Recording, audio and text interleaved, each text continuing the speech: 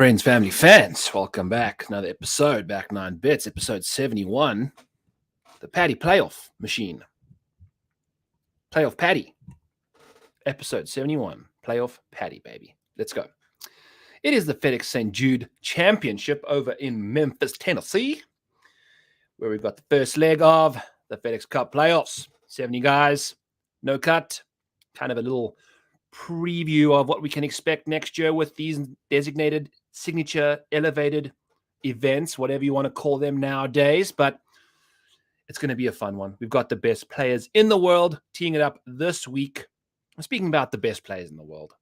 We've got one of the best golf writers, golf content creators, golf bettors in the world on rotoballer.com's PGA squad, and his name is Tee Off Sports, aka Spencer Aguiar. We've got our DFS guru, Joe Nicely, over there. Use code MANIAC for all your premium subscription needs at rotoballer.com. Help me, help you, help us. 10% off, use code MANIAC. Go over there today. Grab yourself a week-long, year-long, whatever subscription. We've got different packages there. You've got my stuff. We've got all of our stuff. It's all there. It's all there for you. Go check it out. Use code MANIAC. rotoballer.com. Showdown models.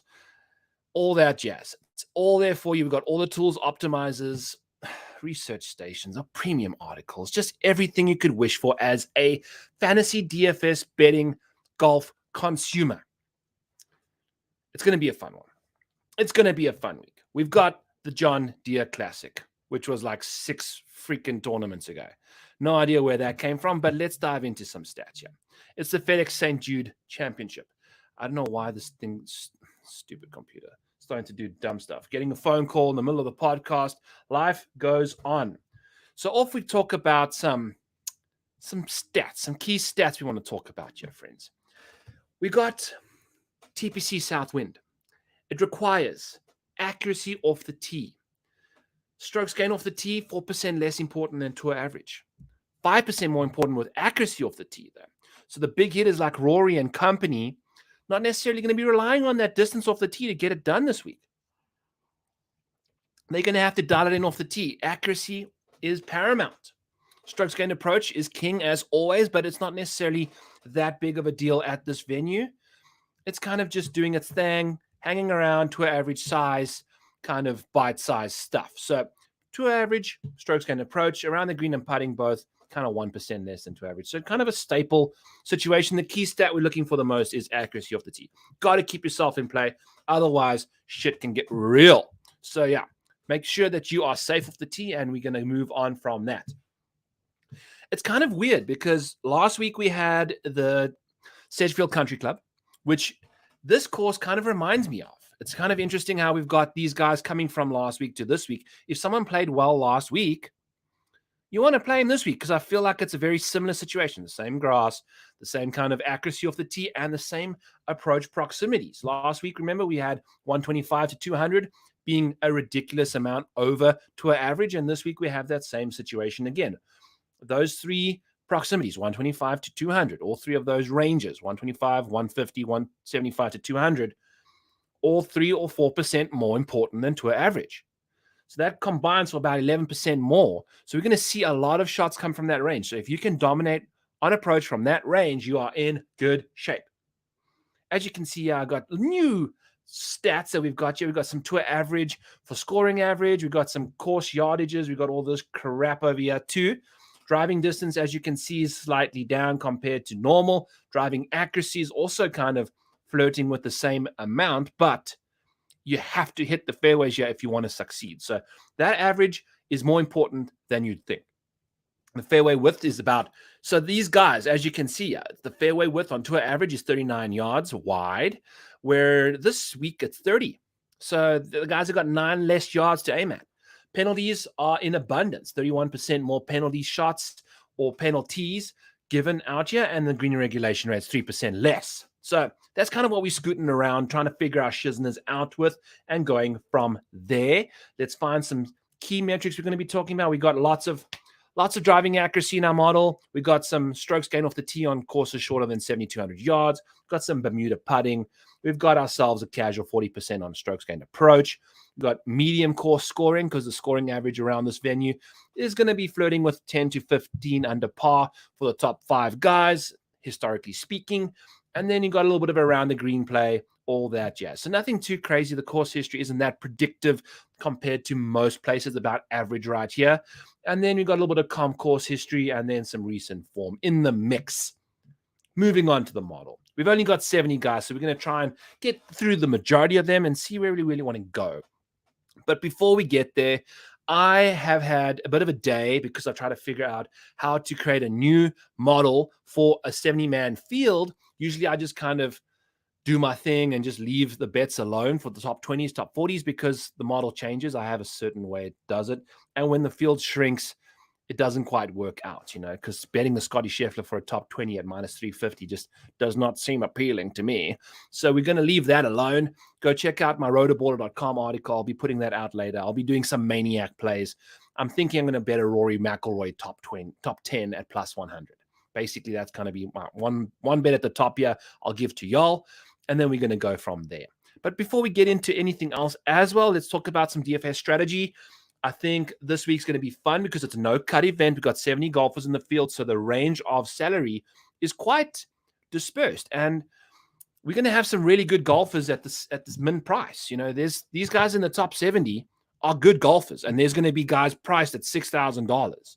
So if you take a look at the bottom over here, we got some seriously good golfers that are priced at $6K. Like Chris Kirk is a past winner on the PGA Tour, is $6,800.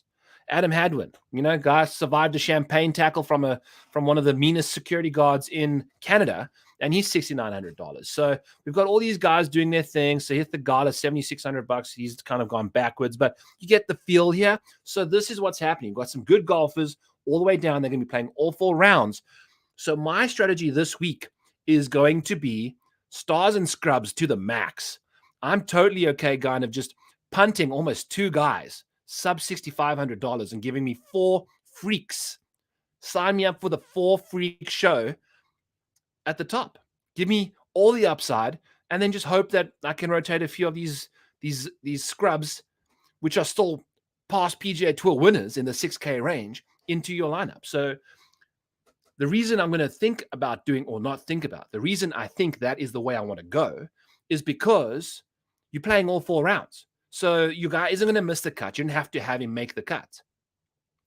So if you're going to just look for an optimal lineup, or so to speak, these guys can look for birdie makers down in the bottom here. We're looking for guys that can score without even getting in the placement positions that much.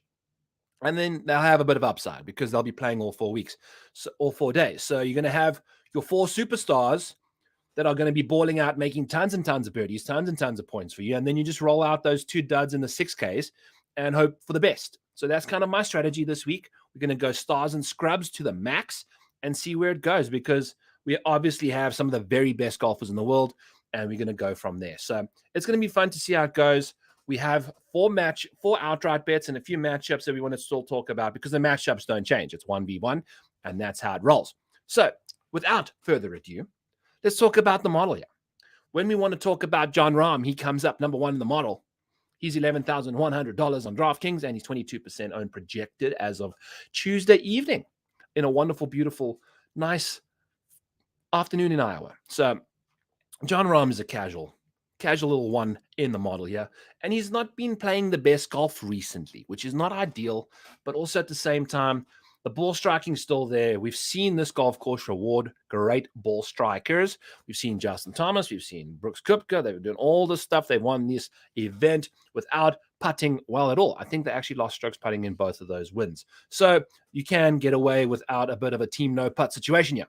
So that's what we're kind of aiming for, is ball striking. Obviously, that's why the 40% on approach is right there. Let's see what Jon Rahm can get up to on the approach side of things. Off the tee from 7,200 yards or shorter, he's also third in the field, and he is the number 1 birdie maker in the field too. So you've got a lot to like about Jon Rahm, especially for 4 straight days. We know these guys are going to be making the cut.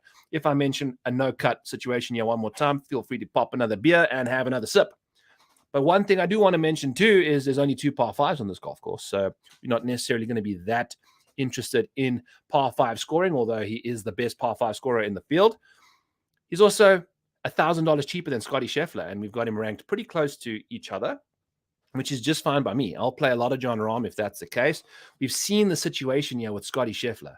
He is going to be finishing inside the top 5 most likely, as we've seen a lot of.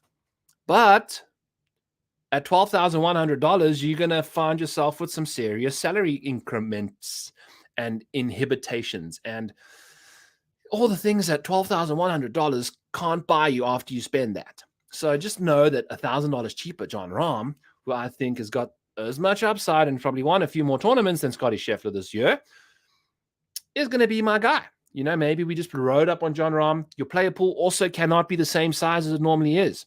Now, for 150 lineups, it might have to be a little bit less. You're not necessarily going to halve it because this field is half the size of a normal regular 160-person field, 150 people field. So you have to make sure that you are adapting to the I love the playoffs because they actually change the whole way you think about golf and golf DFS. So fun little stuff here with Jon Rahm. We'll see what he can get up to. You know, the upside has been lacking a little bit. The top 10 rates all the way at 50%. It was looking very good to start the year, and now he's kind of fallen down the rails. But that's okay. That's just fine. Oh, and by the way, a little quick shout out, yeah.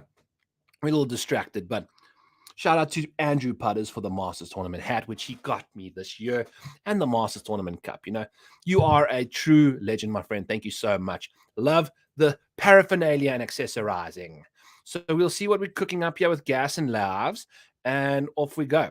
Here we go. Can't find out why this thing is not showing. What is going on here, friends? Where's the screen gone? We've lost our screen. Oh, there we go. Okay. So we won't do that again because the screen tends to disappear. My computer is kind of playing like Justin Thomas right now, kind of performing like Adam Scott, more like JT, because JT is always there and not doing it, whereas Adam Scott, just a little bone to pick about Adam. How about not showing up to the 3M and missing the FedEx Cup by 2 positions? I bet you if he went to the 3M, that golf course suits how he plays golf, and he most likely would have got enough points if he went and played as well as he did last week at the 3M as well. And now my Elite Rainmaker card is sitting on the shelf, accumulating Australian dust because Adam Scott is a poor and uninspired golf on the PGA Tour right now. So that's my little vent about Adam Scott. He needs to get his stuff together. JT as well. So Jon Rahm, we've spoken about him. Lost to like, you know, he leads the field here in multiple categories. Birdie Bates and medium course scoring. So he dominates these courses that don't become necessarily birdie fest. We know he's not a fan of them. So we'll see what gets up to. Scotty Scheffler, second in the model by a fraction. If you take a look here real quick at the power ratings, it really isn't that much to distinguish these two guys. We've got all sorts of stuff showing up here because we've lifted up our skirt. But if you know what I'm saying, yeah, we got some stuff where Scotty Scheffler is just barely 2.49 versus Jon Rahm is 2.5. So it's like really, really close. You know, might as well just call them 1A, 1B. Scotty Scheffler, not the most recent form. You know, he's actually second in the field in recent form because we've got somebody else that leads the field of the last 24 rounds, even though that guy hasn't won a tournament in a while. But we'll get to him here shortly. However, off the tee, Scotty Scheffler is second over the last 24 rounds, first on approach and first around the greens. And then he is second last in this field in putting. Yikes. So that's what you're going to get for a guy that's $12,100. Fun stuff. But now we've spoken about how the fact that Justin Thomas, Brooks Koepka, they've all won here without putting well, that could potentially be a Scotty Scheffler recipe. However, Scotty Scheffler's recipes doubled when it comes to putting. Bad putting. He does not putt well at all. But we've seen today on Twitter that Scotty Scheffler is changing up some putters.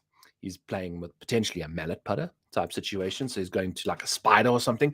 We'll see what he can get up to. He doesn't necessarily putt better on Bermuda. It's just bad everywhere.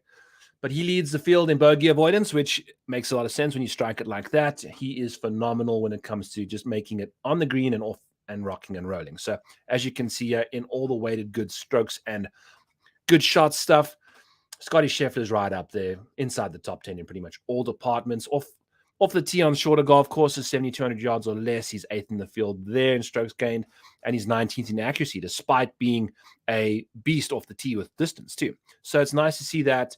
That makes a lot of sense. So he'll be ball striking this golf course to absolute death. We'll see what happens with the putter. I don't think I'll be playing too much Scotty.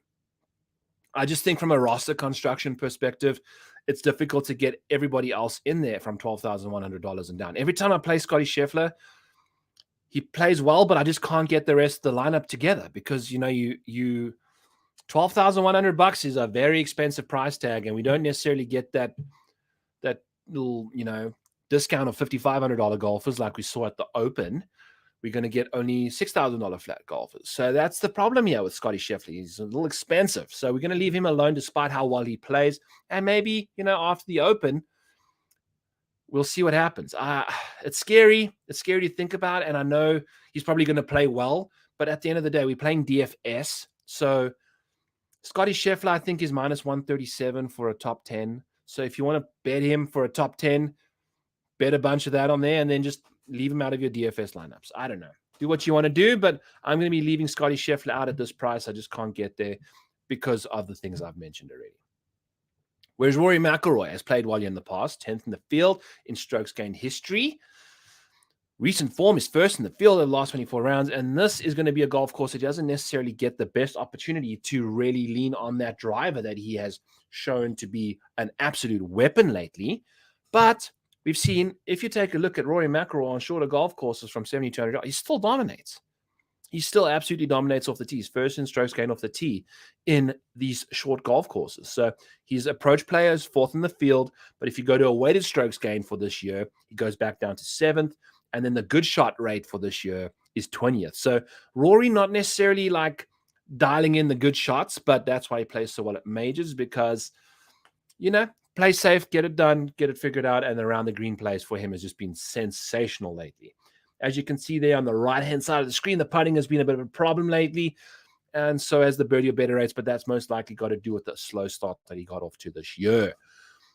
I like Rory. I like him a lot. He's 11.5, you know, $600 cheaper than Scotty, which is still fine, same ownership, and, you know, he's been clipping top 10s at a 62% rate, which is kind of catching up to Scotty there at 67% for top 10 rates. So Rory's in good form right now, and I like what he's up to. The game seems to be working. I think, you know, post majors, we wouldn't be surprised if Rory won one of the next 3 tournaments. Why not this one? So we'll see what he can get up to. We'll play him at $11,500.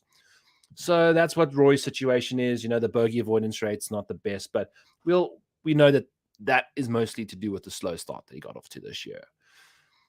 That's Rory McIlroy, folks. So those are the 3 guys. 11,100, 12,100, 11,500. It's very expensive top 3, and it makes a lot of sense. They've all been playing great golf, and that's what's going to be happening this week.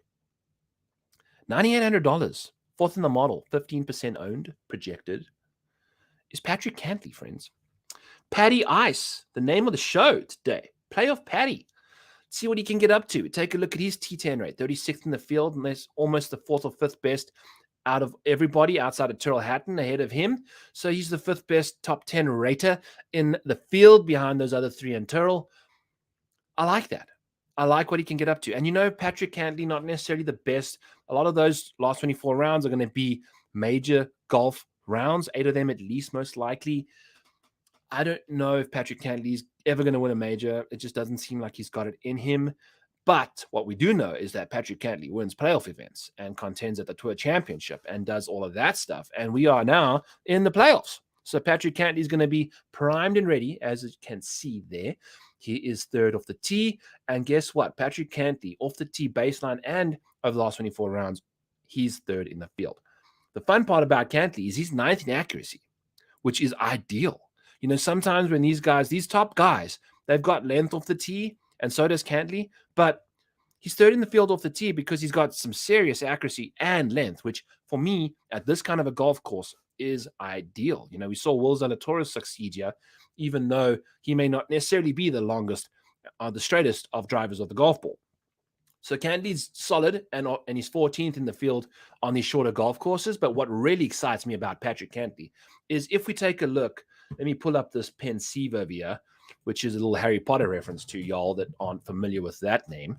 But a pensieve is what you take a look at. You take a look at past events. You know, Dumbledore and Harry would always dive into that thing and kind of take a look at what's happened in the past. And that's what we're doing here now. So Patrick Cantley, if you take a look at the comp courses in 35 rounds at Sedgefield Country Club, at TPC Sawgrass, Colonial Country Club, Waialae Country Club, Harbortown, and El Camaleon out in Mexico.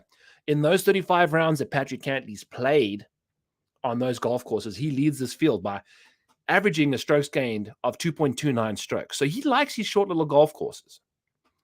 And at TPC Southwind, he's 16 rounds he's played, he's averaging a 0.4 strokes per round. So not necessarily the best translation to TPC Southwind, but he does play very well, particularly at courses like Harbortown, which I feel like is a golf course that translates well to this venue. We'll see what happens. I'm not entirely sure what's going to cook there, but what we do know is that we have a 17-1 outright ticket on Patrick Cantley to win this freaking golf tournament. I think he's going to win one of the next three. Just like we said for Rory. I think Patrick Cantley wins one of the next three tournaments. Why not this one? There's 70 guys. It is what it is. He's 17-1. Com course history through the roof. The off the tee stuff makes so much more sense. You know, the accuracy is delightful. Second in birdie or better rate. So he's going to be a wonderful DFS target for you. And, you know, he avoids those bogeys and dominates the par five. So a lot to like from Cantley. And, you know, he's pretty safe. I like him in 4 rounds of golf. Sign us up for Patrick Cantley to win this freaking golf tournament. 17-1. He's one of our first 4 outrights we're going to be betting on this week. And Patrick Cantley's there. So we'll see what he can get up to. Paddy ice, don't melt under the pressure. I know it's going to be hot in Memphis, but hopefully that ice block is big enough to survive all 4 rounds and win the freaking tournament. Good luck, Paddy. The only issue I have with him is his approach play, kind of not necessarily the best, but we know that Patrick Cantley can get it done in all areas of his game, and we know he likes these shorter golf courses. So we'll see what he can get up to. I don't mind 17-1 as a Patrick Cantley outright bet. $9,000, 12% ownership, and 5th in the model is Colin Morikawa. He's played well here in the past. It makes a lot of sense. He's very, very accurate. Second in the field in accuracy off the tee, and plays pretty nicely on these shorter golf courses, 14th as well, just with Patrick Cantley there. So he can get it done. And then on approach, he's a beast. You know, strokes gained approach for the season, he's second in the field, but then you go to weighted strokes gained approach and he moves all the way down to 10th. So that doesn't necessarily mean that he's kind of not necessarily that dialed in on these kind of ranges, and that's particularly got to do with his wedges. It seems like the wedges have left him. His good shot percentage on wedges from 100 to 150 is 40th in the field. That's not ideal either. So, and when you put him in the rough from 150 and out, he's 50th in the field in strokes gained. So Colin Morikawa needs to hit these fairways in order to have a good week. But what I am not excited about is the fact that he's a very, very bad putter, but not nearly as good from a ball striking standpoint as Scotty Scheffler has been, you know.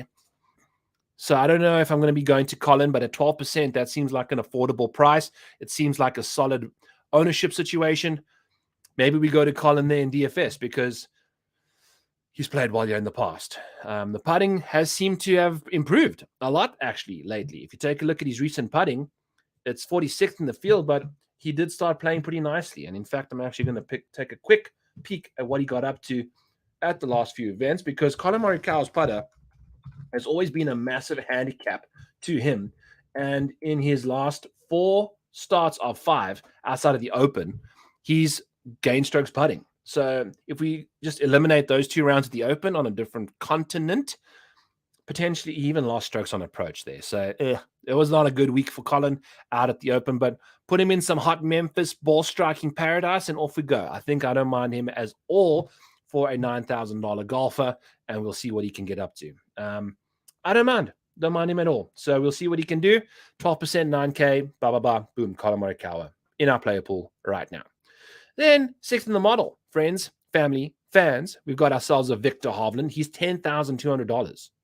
He's 9th in recent form, 15% owned, and old Victor out here with a 60% top 20 rate, 27% top 10 rate. So he's kind of flirting around the top of the leaderboard, and we've seen what Victor can get up to when he plays good golf.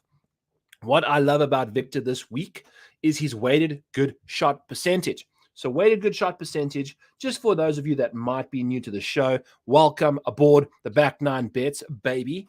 And weighted good shots is taking the different proximity buckets that we showed you earlier in the show and using good shot percentage and then proportionalizing it across those areas. So the more shots that come from 125 to 200, those buckets are going to be weighted more than a 200 plus bucket, just so that we kind of want to mimic what happens at this golf course. So when Victor Hovland plays on a course like this, he's going to hit the most shots from ranges that he does really well from.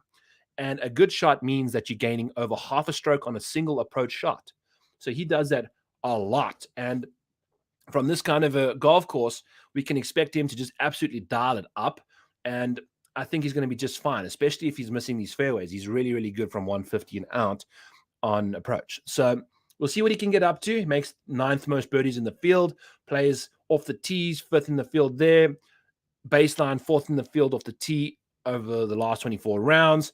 And if you take a look, what really excites me about Victor is the fact that his around the green play of the last 24 rounds is 30th in the field, which is the top half. If you take a look at around the green play for the baseline, it's 54th. So there's only, 16 more golfers in the field that are worse than him there, whereas over the last 24 rounds, there's 40 more.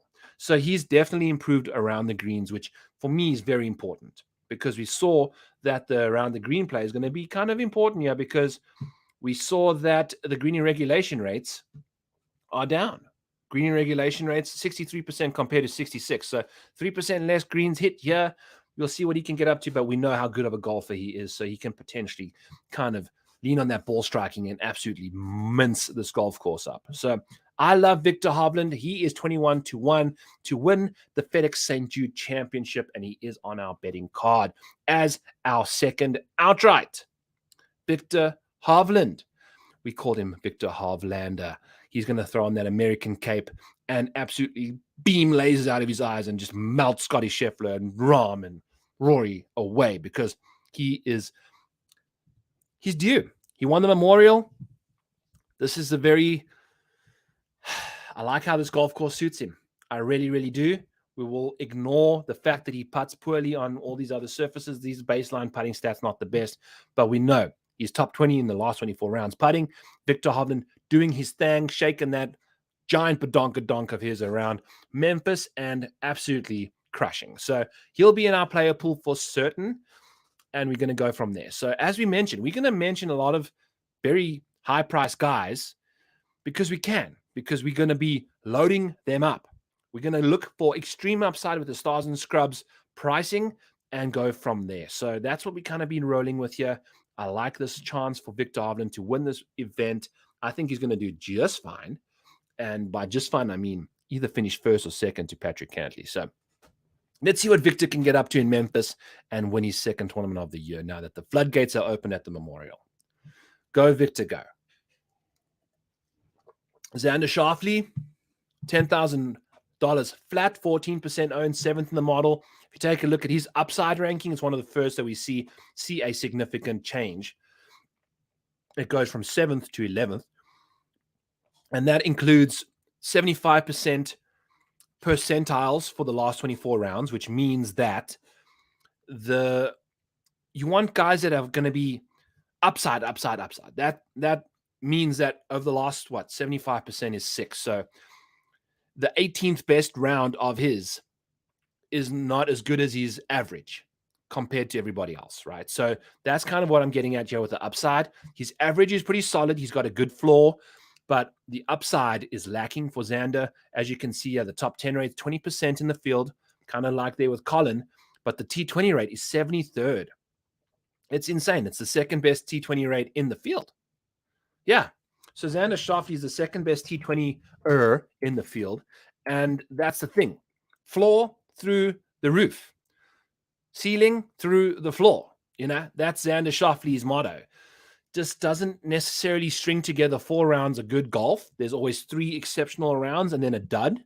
I mean, when you break the course record around LACC shooting a 62 alongside Mr. Ricky Fowler, and then you don't beat that, you don't score more than that for the rest of the tournament is a bit of a problem, Like he just can't seem to get it done. I think he's a bit of a mental midget. Famous last words, but hey, you got to fade your guys.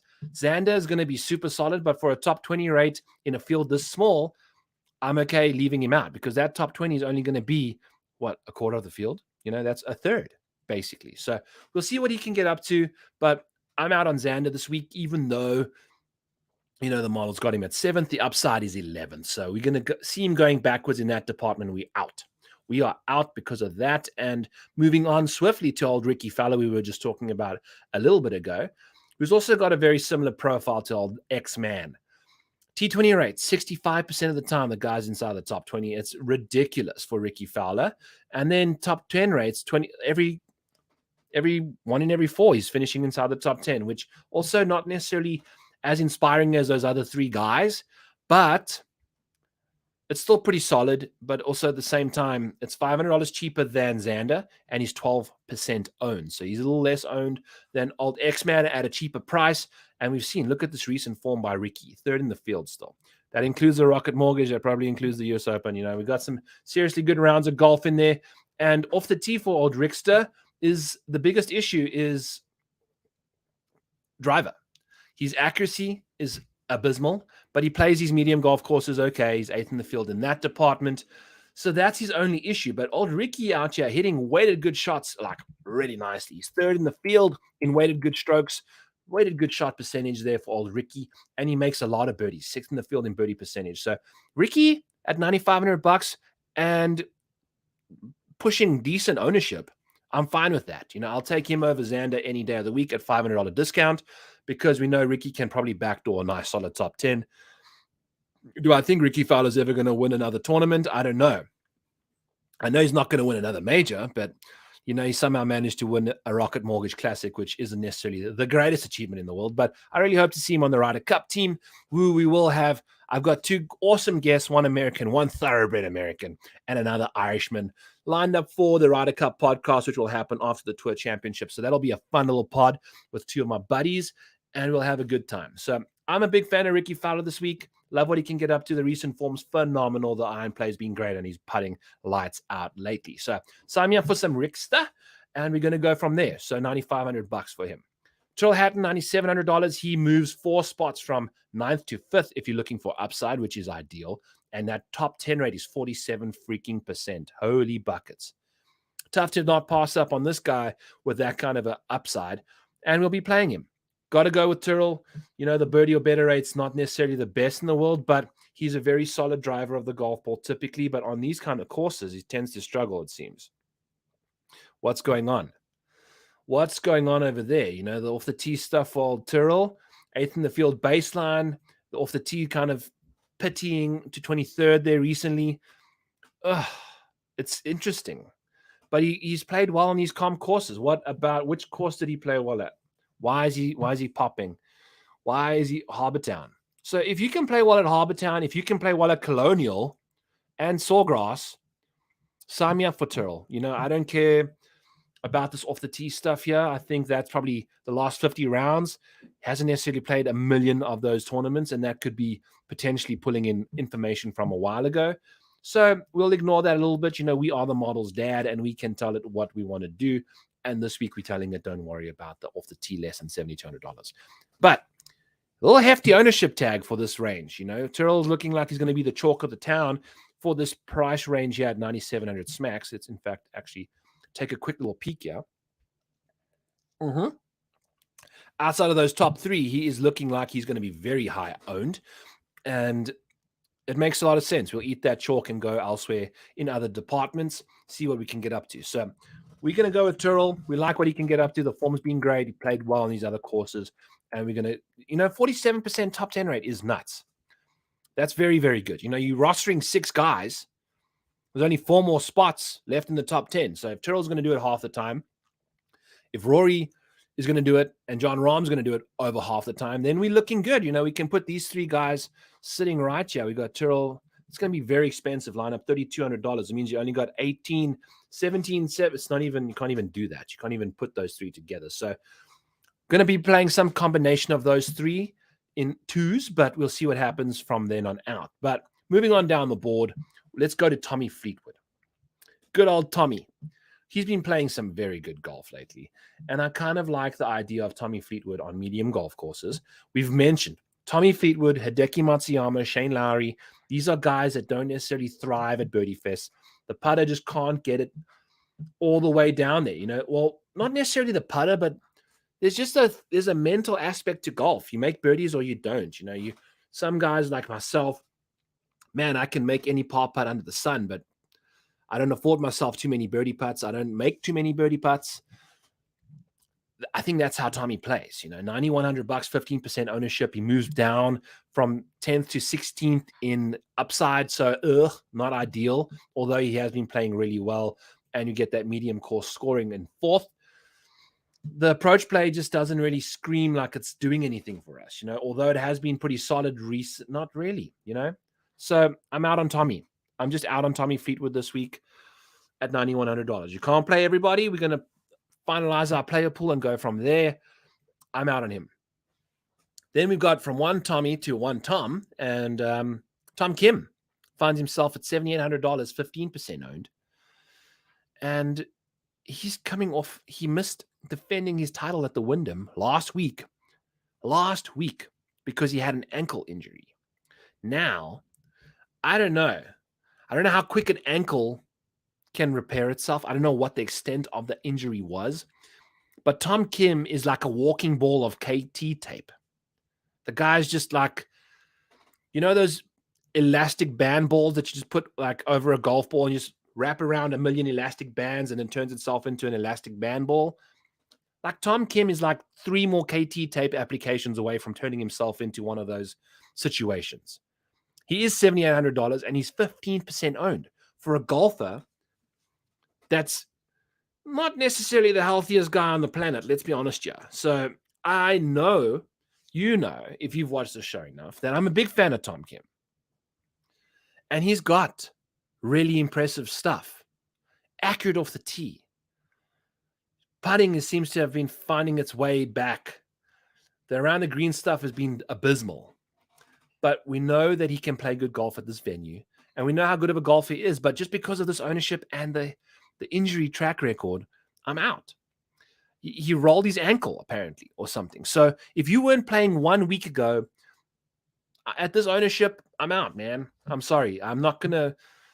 I wanted to bet Tom Kim at 50-1.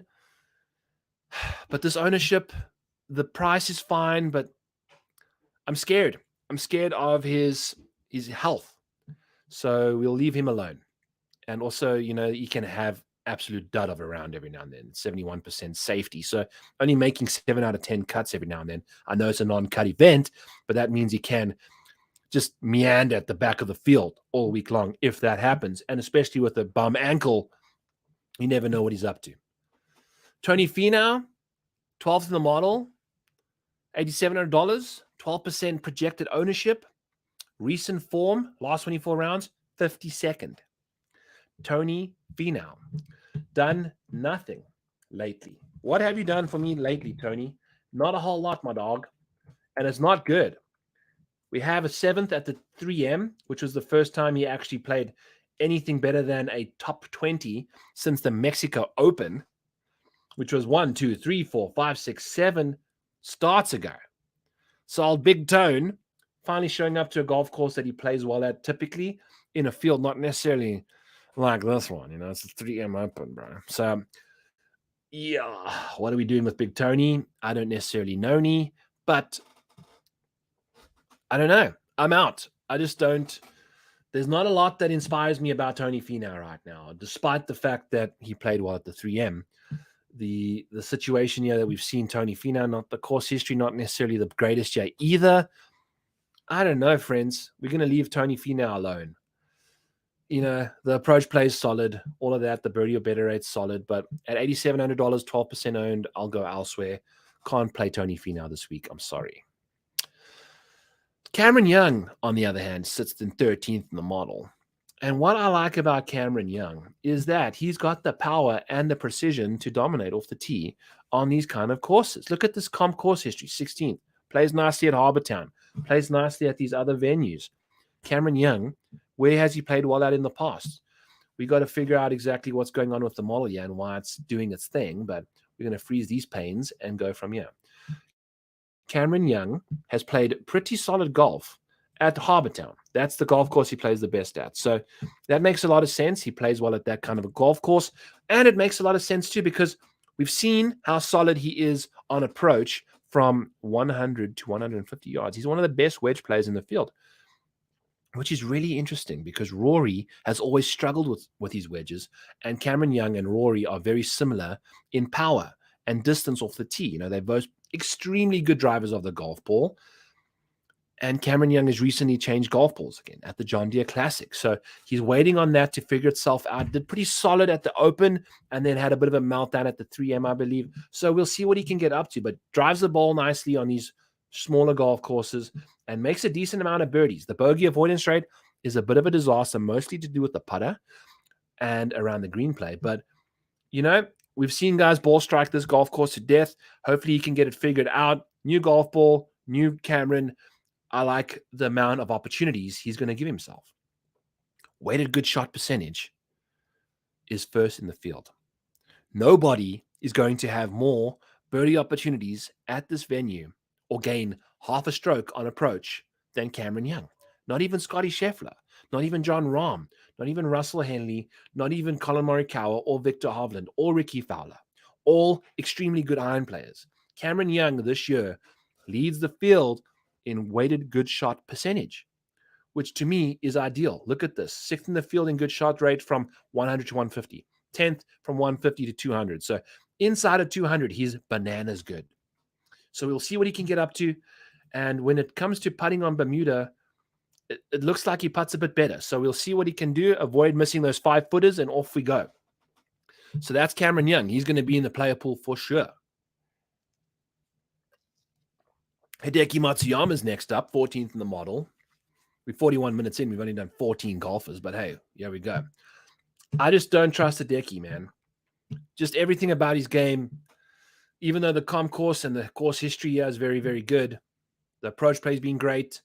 The putter, there's only 11 guys in the field that putt worse than Hideki right now.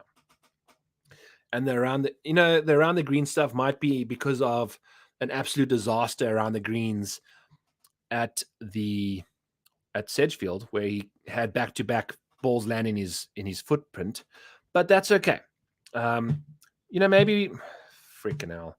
I don't know. It's tough to, like if you're going to be playing 4 rounds of golf and you're 39th in birdie or better rates, it's tough to really get behind the guy, right? You're going to be relying on positional golf and positional points, and he's not going to be making that many birdies. He's not going to be making that many bogeys, but he's not going to be making a lot of birdies, and that's what you're looking for at this golf course. So I'm out on Hideki despite the course history. Got to keep his player pool nice and tight. We'll see what we can get up to. So we're going to leave him alone. I don't know about Wyndham Clark either. On these kind of courses, he's played well. He's a very good iron player, dominates out of the rough, but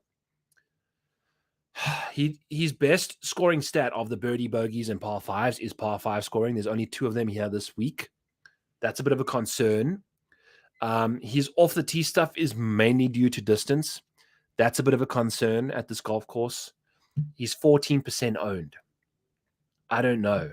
The comp course history, no dice. No dice for Cameron Wyndham Clark, all the way down in 63rd.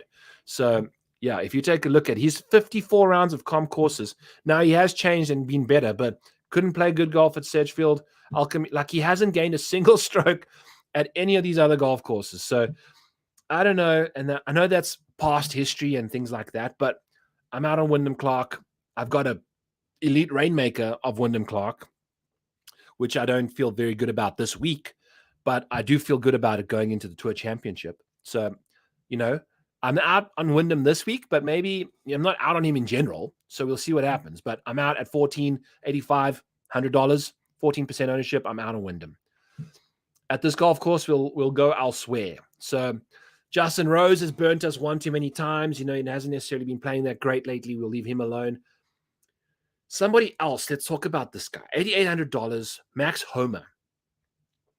Recent form, starting to move in the right direction, 21st there, and off the tee. That has been one of his bigger bugaboos. and he's starting to get it together now off the tee. The approach play, not really where we want it to be, but we know how good of a putter he can be. And one of his biggest kryptonites, it's he's very field average in this field on par 5 scoring. However, and yeah, hello, my boy Ian. Yeah, BMW is a prime Wyndham spot. Exactly, dude. I think that's going to be a good spot for old Wyndham. Not this week. Leave that big old power fade alone this week and kind of move on to Max Homer, who I think is going to be playing some good golf. He can rely on the putter to get it done. And if you take a look at the 36th in par 5 scoring, that typically is an issue at bigger golf courses, par 72s, where you're going to have 16 par 5s. This week, you're only going to have 8. So there's 8 holes left of 72, which is roughly 1/9 of the holes that he's not going to be being left behind in the dust compared to Rahm and Cantley and the other guys, which, Max needs to clean up the par 5 scoring, but he's not necessarily going to be penalized that much this week. So I really like that about Max Homer at $8,800. His form seems to be moving in the right direction. In fact, he's got multiple top 10s in the last few starts. So Max Homer is doing some great stuff. And you never know when he's going to pop. The Ryder Cup's coming up. He might be ramping himself up for that a little bit. And if you take a look at his recent starts, 21st, 12th, and 10th in the last 3 starts. So he's moving in the right direction. And I like to see that. A top 10 at a major for Max Homer. Woo-woo! Max Homer, career best major finish. A top 10 thanks to Tommy Fleetwood's meltdown. Tommy Fleetballs tripling one of the final holes at the Open. So shout out to Tommy for getting Max's confidence sky high entering the week. Max Homer, sub 10% ownership at $8,800. Yes, this guy can win golf tournaments. We've seen him do it. And the putter can do it at any moment. If you look at medium golf course scoring, Max Homer second in the field, right behind Jon Rahm. So, oh boy, I'm excited for Max this week. I think he's going to be playing some good golf, heading into the playoff stint. We know how good he can be when he's in contention, and he makes a decent amount of birdies despite sucking it up on par 5s. Imagine he dominated par 5s. That birdie or better rate includes par 5s. He's one of the few guys that's got that good a birdie or better rate that doesn't have par 5 scoring. In fact, let's actually just take a quick peek here. Number filter, less than 10 or less than 11. Let's look at the top 10 golfers in the field that have birdie or better rates inside the top 10 in this field. Max Homer has the worst par 5 scoring. Everybody else outside of Cameron Young and Taylor Montgomery and Rory are all inside the top 18. So top 22 for birdie or better rates. These guys are all inside the top 22 for par 5 scoring. So that's what you're going to figure out with Max Homer. I really, really like the lack of par 5s. I've said it too many times already now, but I just want to get that point across. I think he's going to do great stuff this week. Whereas Sungjae Im seems to rely on the par 5s to get scoring done and then go from there. He has played well in these comp courses before, but we'll see what he can get up to this week. I don't necessarily believe he plays well yet in the past, and he does dominate off the tee in recent, on these shorter golf courses, he's pretty solid. So, yeah. So Ian, go back to Cantley in the outright market. I've already spoken about him. So I think he's going to be really, really solid with the stuff to do. But yeah, go back. I think I started speaking about Cantley. He's 4th in the model. So probably about 15 minutes in, 20 minutes in. So all good, my cuz. Thanks for tuning in. Enjoy Flag Hunting Pod. And yeah, if you guys aren't a fan of Flag Hunting Pod, which I am, go check it out. Ian McNeil is one of our Rotoballer contributors at rotoballer.com, and he does wonderful stuff for us. So yeah, go enjoy your pod, buddy. Thanks for tuning in. Love you lots. We'll catch y'all later. Moving on down the board, I kind of don't mind Sungjae, despite the fact that I mentioned that his par 5 scoring is the lead reason why he plays well. He hasn't necessarily been doing too hot lately, but, the off the tee, the first domino to fall is a good one for Sungjae. He plays really nice on his shorter golf courses. The comp course history, 13th. The recent form, not necessarily the best, but if you take a look at what Sungjae's been up to recently, those last 24 rounds might look a little different if you take a look at an isolated view. T24, T20, T14. Those are 3 of his last 5 starts, and he's got a whole bunch of miscuts around that. Not necessarily ideal. The approach play is not very good. You know what? Sung Jae's out. I just can't do it. Can't do it right now. He's not doing his thing. Emiliano Grillo's next up, and we want to talk about him. And you take a look at Sung Jae's upside. Jesus, it falls from 18th to 38th.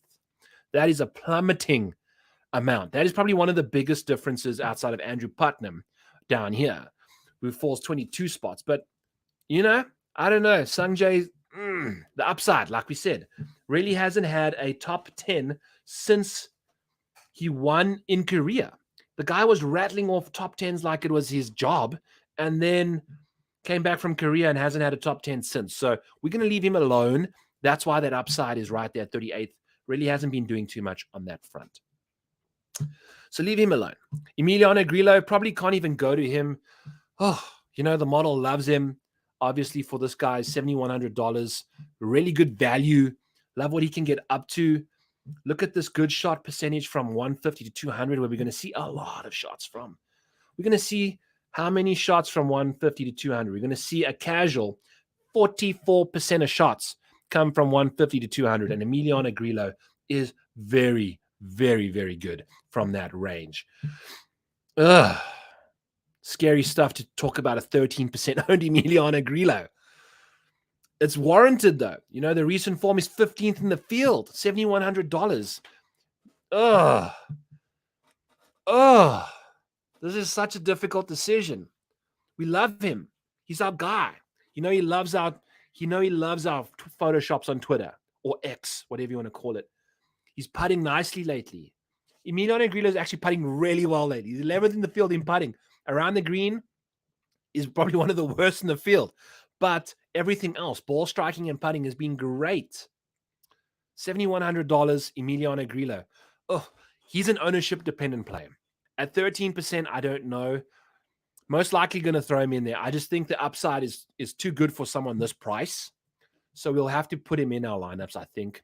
I really like his opportunity to play well. So we'll play some Grillo. I love him. This good shot percentage from this very important range is too good to pass up. And the putter is just firing on all cylinders right now. So when he's grooving, he's going to be grooving. We'll see what he can get up to. A great pivot for Grillo. A guy that broke my freaking heart last week is Aaron Rai. I finished 5th out of 2,000 and something people in a single entry $5 contest with a 5 for 6. Aaron Rai missed the cut, and I finished 5th out of all those people. My lineup was the nuts outside of freaking Aaron Rai. We drove me nuts. If he makes the cut and finishes bone last, dead last, we win. We freaking win it. We go from $225 made to $1,000 made. Thanks to Aaron Rai. So he owes me $700, essentially. We'll call him out on Twitter. No, we won't. But you know what I'm saying. Either way, we're going back to the well with Aaron Rai. Aaron done messed up last week. Time for redemption. We'll see what he can get up to. And he missed the cut. So the recent form not necessarily going to be trending, but very accurate off the tee. Love what he can get up to. Very solid on approach out of the rough. And he's a weighted good shot. Strokes gained. He's 21st in the field. So he's a very good ball striker. But you know what? Let's take a look. Because it might actually, I don't know. Aaron Rai's been doing some interesting stuff lately. And I felt like he was progressing in the right direction with the putter and stuff, but it really hasn't been good. The approach play hasn't necessarily, the last 4 out of the last 5 have been bad. I don't know. Maybe we take a gamble on him. Maybe we take a gamble. It doesn't seem like there's ever consistency there. It comes and goes, apparently. So, I don't know. Don't know what to do with Aaron Rai. $7,000 though, and that kind of ownership, I like him. I like him a lot. So only put him in 10% of our lineups, and we're going to go with that. So that's where we go there. Corey Connors, on the other hand, jumps from 21st to 10th on upside. Holy cow, that's delightful. Plays these comp courses really nicely. Corey Connors sitting in 6th spot on these comp courses. Corey Connors, $7,600, has played great golf at Wildlife Country Club in Harbour Town. Also done nicely at Colonial and TPC Sawgrass. All very similar courses. in my opinion, and particularly Wiley. I think that's a great kind of comp. Not necessarily as easy. I think Wiley could use a bit more water like this venue, but it provides that kind of shorter, more important to hit the fairway kind of venue. And I think Corey Connors plays good golf on those kind of courses. So we'll throw him in our lineups. I like Corey at $7,600. It is what it is. Seb Striker lost to old Willie Z in a playoff this golf tournament last year. RIP Willie Z. Hope your back is getting better, buddy. So hope to see you back and your back. Get back soon, buddy. So yeah, drink a sip rewind there for 20 seconds and have a sip for every time I said back. All right, but yeah, Seb Striker accurate off the tee, 10th in the field in accuracy. Yes. Weighted good shot, 14th in the field. Yes. Putting, second in the field from 5 to 15 feet. Solid stuff there. So we know old Seb's been moving in the right direction. He's $7,700 and 10% owned. Nice salary relief for $7,700 guy. I'll go to Sep again. Brian Harmon is 18% owned. Lucas Glover is 18% owned. Russell Henley, 16% owned. Woo! Brian Harmon's been playing well, putting well, doing stuff well, accurate off the tee. But at that kind of ownership, I'm sorry, especially coming the week after you've won not the week after, but the tournament after you've just won a tournament, a major. I don't know if he's going to play well. And we've seen what chalk Brian Harmon does. Remember the Charles Schwab challenge a year ago? Brian Harmon demolished about a fifth of the field as chalk. So sign me up for Brian Harmon to suck it up this week at that kind of ownership.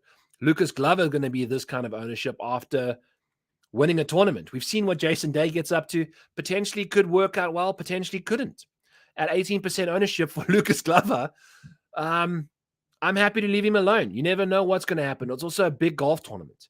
Lucas Glover wins the Wyndhams. He wins the John Deere Classics. He doesn't win these big tournaments. So we'll see what Lucas can get up to, and I'll gladly let him do his thing on his own there. Russell Henley, on the other hand, probably got to play one of these guys, right? And I think Russell's my guy, potentially because of the accuracy of the tee. It's just going to be autopilot there. The guy got absolutely boned last week going into that divot. Almost had it, dude. Almost had it. So we'll play some Russell Henley. He jumps to 18th in the model when it comes to upside. I don't mind Henley at all. The birdie or better rates, though, flip, dude. 62nd in the field in birdie or better rates. You know what? Screw it. We're going to fade this entire range. Russell, Brian, and Lucas. We're out. Can't do it. Can't do that ownership. We'll play some other crap somewhere else. So, like a Keegan Bradley. Yeah. Sign me up for some Keegan. I know the course history is not necessarily the greatest for Keegie, but the recent form's solid. The putting has been the best part of his game, and he's pretty solid off the tee on these shorter golf courses. He's very accurate for someone that typically hits it pretty far too. 30 about field average in that department, and then Keegan Bradley is 13th in birdie or better rates.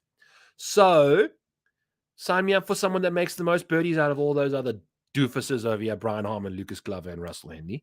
Keegan Bradley's 13th in birdie or better rates. So yeah, that's what I'm looking for. We got 4 rounds of golf guaranteed, and Keegan makes a ton of birdies. That's all you're looking for $7,700, 7% owned.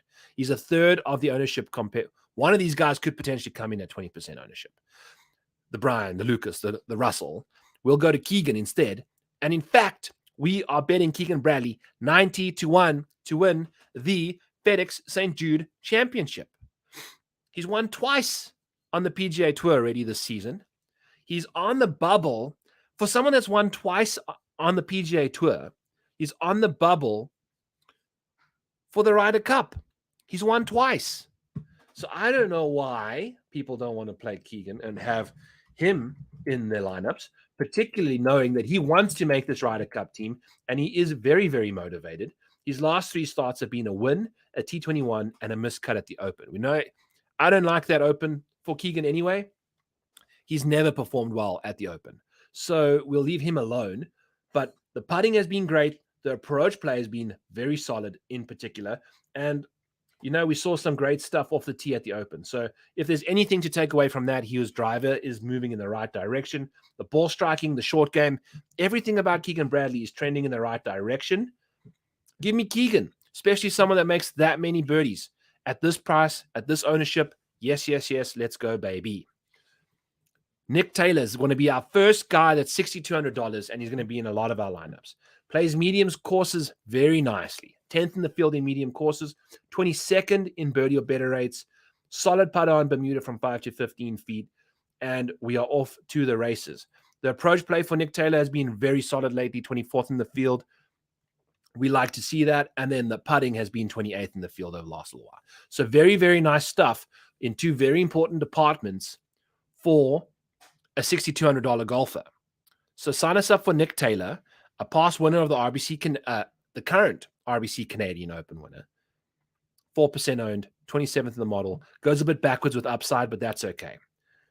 We like Nick Taylor at $6,200. Absolutely. Let's freaking go. Cool. Jason Day, friends. All of a sudden, he's shown back to life because he went rogue. And then the next thing we see Jason Day doing some great stuff. I don't know what to make of this dude. A T2 at the Open Championship for Jason Day after not doing anything good since his last win at the AT&T Byron Nelson. Like, what is Jason Day's situation? Like, he just shows up and then leaves. Feeling cute, might T2 at the Open. I don't know. Like, the last time he did anything of substance was in May, and now it's August after the T2 at the Open. So the approach play, the iron play, the off the tee stuff, the putting around the green, all very, very good for J Day. And maybe he's back. I don't know. $8,900. He's all the way down here in the model, though. At $8,900, I don't think we're going to really go there. So we'll leave him alone. Eric Cole. Oh, yeah. He was one of the 5 guys that made the cut in that lineup and was sitting inside the top 10. And Eric Cole has got a bad case of the Sunday scaries. He cannot get it together on Sunday anymore. He just shot, I think, +1 or level par on Sunday to fall backwards all the way to like 20th. If he just finishes inside the top 10, he makes me a few extra $100 despite having a 5 or 6. So Eric Cole is going to be a definite showdown option for me. I just don't see him. I just don't see him doing it all 4 days, unfortunately. Very good putter, solid birdie maker. But at $6,900 and 10% owned, I'm going to go to other guys. Other guys that I know that if they land up in the mix are going to be solid. Eric Cole just can't get himself inside the top 10 or inside the top 20. Despite having played as well as he has, Eric Cole is a bit of a letdown when it comes to these big events. He hasn't finished inside the top 10 since the Canadian Open when he shot a ridiculous Sunday round out of nowhere. So that was the only top 10 he's had since the Mexico then. Outside of that, not very many top 20s because on Sundays he just disintegrates. Eric Cole, I had a top 20 bet on Eric Cole at the Genesis Scottish Open, sitting 6th in the field, shot an 83 on Sunday and finished 63rd or something. So on Sundays, Eric Cole is not a good golfer. So DFS, round 1, round 2, round 3, shine him up and then leave him alone on Sunday because he's not going to play well. Guaranteed. So that's what's happening there. Sam Burns, we see a smidgen of solid approach play from Sam Burns and half the world jumps onto him at $8,100. Although the course history is great for Sam. That's hectic. But at 15% ownership, this kind of ball striking is just not going to do it for me, despite how good you can putt. I'm out. So we're out on him, out on Spieth. He doesn't know what he's up to lately. He doesn't know shit from shovel. Baby on the way. Baby number 2 on the way. It is what it is. Steven Yeager, same situation as Eric Cole. Can't get it done on the weekend. Cannot get it done on the weekend. So going to leave Steven Yeager out there. Look at these 2 guys. You see 5% top 10 rate for Steven Yeager. And that was a bit of a backdoor situation, I think, for him. So we're out on Steven Yeager. He's just never going to fit inside the top 10 despite his Ryder Cup beggingness to be there. We'll see what he can get up to. Andrew Putnam, on the other hand, boy, oh boy, has he played well around this golf course before. So we don't mind Putnam at $6,400 at all. Plays pretty solid, but doesn't necessarily make the most bogeys or birdies in the world. But at this golf course, he plays very well. And I think he has been playing pretty solid golf recently. So Andrew Putnam will definitely be on the list. Matty Fitzpatrick sitting under Andrew Putnam is not good. So we're leaving him alone. Alex Smalley is one of the best iron players in the world, but he's Scotty Scheffler light, can't putt to save his life. Although having this many good, whatever, good shots is going to be through the roof for him. Can't do it. Denny McCarthy's ball striking has fallen off the planet. Can't do him at $7,500. However, JT Poston at 73 will take. Love what he's been up to lately. The ball striking has been solid, and he's a very, very good putter. Very good putter. Also, I never saved my my comment, I guess. So the $6,900 giveaway, $69 giveaway was for the Open. Please, I hope people don't comment on that because I'm not going to give $69 away this week. Apologies for that. I thought I changed it before. I guess I never saved it. But JT Poston is someone I'm definitely going to be looking to play, along with Benny On, who's also $7,500. So these are the chalky guys who'll eat down here. I don't mind him. He's been moving in the right direction recently. Look at these three guys' recent form. So that's very nice to see there. Siwoo Kim can't putt to save his life, although the ball striking is going to be right there. The putting is not just bad, it's very bad. So out on Siwoo Kim, Seamus Power, always $6,300, 3% owned. Give us a short positional golf course. I love Seamus on these kind of courses. Played well here in the past. See what he can get up to. This year, he hasn't had a top 10 outside of his win last year at the Bermuda. So it is what it is. We'll see what Seamus can get up to on a short course like this. He's $6,300. Sign me up. Brendan Todd has been playing great. He was in that lineup that I had. So thank you for that, Brendan. You were great.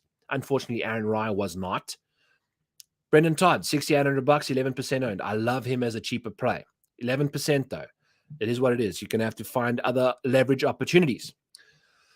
Tom Hoagie, $6,300, 4% owned. We've seen how good his iron play can be. Look at all these green boxes here. Every single box on approach for this year is inside the top 21. Medium golf course scoring, 7th in the field. Solid. 30th in the field in accuracy off the tee. Solid. So I don't know what's going on with Tom. He just can't seem to get it together, but the putting has been his problem. And I think if you take a look at Tom Hoagie's situation, it seems to have rectified itself. He's gained putting in 2 of his last 3 starts, and I like that. The one time he missed putting was at the Open, which is fine. Same situation, different country, different continent. The approach play hasn't necessarily popped a lot, but the rest of his game seems to be figured out because the putting was atrocious at some point, and now it's better. So I'll take a gamble that the putter has found itself at $6,300. Tom Hoagie makes a decent clip of birdies, friends, for $6,300 golfer. Can be an elite iron player when he wants to be. So sign me up for Tom Hoagie. Keith Mitchell's a very good driver of the golf ball, and he's actually hits a lot of good shots, but the strokes gained is bad because I'm assuming he hits a lot of bad shots too. So out of the fairway, he seems to play really good golf, but out of the rough, not so much. And that's a bit of a concern considering that's going to happen a lot this year, but he's very accurate for someone that hits a golf ball as far as he does. So I don't know, maybe Keith Mitchell's moving in the right direction a little bit, but at $7,100, 5% owned, he's a consideration. Let's see. I wanted to mention Sam Ryder. I love what Sam Ryder's been up to. I'm going to pull up Sam Ryder's data golf situation here real quick and show y'all what I'm talking about here. So Sam Ryder's done his thing, and he finished 7th at the 3M and T38th at the Wyndham. If you take a look here, though, he's gained considerably on approach in 3 out of the last 4 that weren't on US soil. So the Genesis Scottish Open, he absolutely clumsied away. But the last 3 US soil starts, he's been balling out. And the problem with Sam Ryder was when he was one of the best putters in the world, as you can see here from the Valero all the way back to the RSM, he was like number 1 on the PGA Tour putting and just could not get it together with the driver. The driver went absolutely rogue on him all the way up to the John Deere Classic, and now it started to find itself back since the Memorial. So he's found his game kind of, and the approach has been very good lately.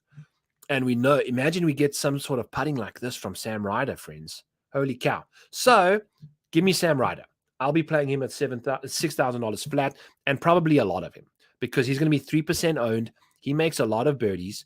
He's a very good for $6,000. You're going to give me a guy that is inside the top half of this playoff field in birdie or better rates. Sign me up, dude. 4th in the field in putting, 6th in the field in putting, and 4th in the field from 5 to 15 feet. So he's very, very good with the putter. Love what he's up to, and we're going to go. We're absolutely going to go. So Sam Ryder is going to be right in the mix for us. We love what he can get up to. We love the upside, and off we go.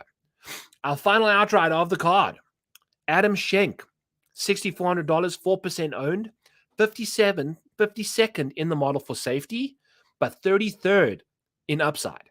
So he jumps all the way up there. And we've seen Adam Schenk show up at the top of leaderboards repeatedly. T7 at the Memorial, T9 at the Rocket Mortgage, T2 at the Valspar, T2 at the Charles Schwab Challenge, which the Charles Schwab is a very similar kind of golf course to this. If you take a look at his approach play, it's been very, very solid lately. He had a bit of a disaster at the Open Championship. That's okay. Big golf course, big tournament, different country, first time playing there, whatever. Sign me up for Adam Schenk at this kind of golf course. He's got boom or bust potential. We can't miss the cut here. Well, hopefully he can play good golf. 32nd in the field in last 24 rounds of golf. I love that. $6,400, and he's 4-5% owned. So love Adam Schenk. These two guys, Sam Ryder and Adam Schenk, are going to be in a lot of my lineups, and we know what these guys can get up to. So I like him a lot. Nick Hardy is somebody I'm definitely going to be looking to play. He seems like he's figured out his putting, and we know that at one point he was one of the best iron players in the world, and that seems to have fallen away now. So we'll see what he can get up to, but he's $6,500 and 3%. Don't mind him whatsoever. And then Matt Kuchar. Always going to play Matt Kuchar. Look at these concourse stats. He plays such good golf on these kind of shorter positional tracks, and I love that about him. I think he's going to do good stuff for us, and we'll see what he can get up to. So Matt Kuchar is going to be in our player pool for certain, and we are off to the races, friends. So yeah, that's what's cooking over here in Back Nine Bets, episode 71, the Paddy playoff Paddy. Whew. Thanks, folks. Thanks for tuning in. Back Nine Bets 71. Go check out rotable.com. If you want to support your boy, please use code Maniac. Get yourself 10% off. You can buy it for the week. You can buy it for the year. You'll have it all the way through till next year. If you use my package, it's $99. You get 10% off. It's only $90 for a full year's worth of subscription. You get my stat buffet. You get my showdown model, which I put out there for rounds 3 and 4. And it's awesome. You can use it for all your research. You can use the stat buffet for all that stuff. I do the value plays article, and you can use the optimizer and jump in our Discord. So you got all of that stuff for $90 for the full year. If you divide that by 12 times 8 is what? 86, 94. $8 a month. That's what you pay for less than Netflix. So lots of love. Please support me if you don't mind. If you want to, I would really appreciate that. So use code Maniac, get 10% off. Thanks for tuning in, friends. We're going to dominate this week. Patrick Cantley's going to win this thing. Victor Hovland's going to dominate. Adam Schenk and Keegan Bradley. Those are the 4 guys. And tomorrow, I'll have my man Curtin call on a last-minute ownership and leverage podcast that we like to do together. And guess what? That 5 for 6 lineup I've been speaking about throughout this pod, he won that tournament. So he took down $1,000 in the $5 single entry, and it's going to be fun to see him get it on the show. So tune in tomorrow night. I think we're going to be doing it at 5 Eastern, and it's going to be a fun show. So thanks for tuning in tonight. Give it a like, subscribe on the way out. I would really appreciate that, and catch y'all later.